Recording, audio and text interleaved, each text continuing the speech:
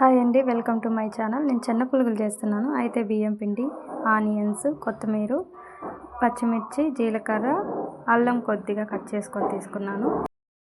అయితే ఆలుగడ్డలు బాగా ఉడికించి తొక్కు తీసుకొని వాటిని ఒక మిక్సీ జార్ తీసుకొని అందులో వేసి ఒక మెత్తని పేస్ట్ లాగా చేసుకోవాలండి. దాని తర్వాత బియ్యం పిండిలో దాన్ని ఆలుని వేసి బాగా మిక్స్ చేసి ఇవి కట్ చేసుకున్నవి నేనైతే అందులో కొద్దిగా జీలకర్ర, మనం ఏవైతే కట్ చేసి పెట్టుకున్నామో అవి కొద్దిగా వేసుకొని ఉప్పు వేసుకున్నానండి. ఆ తర్వాత ఒక బాండీ పెట్టుకొని అందులో ఆయిల్ వేసుకొని ఇప్పుడు చిన్న చిన్న పునుగుల్లాగా వేసుకోవాలండి. అందులో ఆయిల్ బాగా హీట్ ఎక్కాక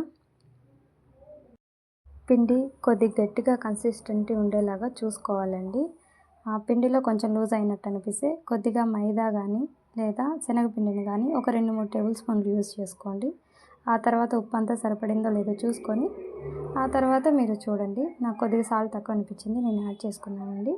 సో ఇలా అన్నీ మనకి ఎంత సరిపడుతుందో అన్ని పునుగులు అయితే వేసుకున్నాను. కొద్దిసేపు తర్వాత బాగా ఫ్రై అయ్యాక పక్క తీసుకొని అందులోకి కావాల్సిన చట్నీ ఇలా చేసుకున్నాను. సో టేస్ట్ అయితే చాలా అంటే చాలా బాగా వచ్చిందండి.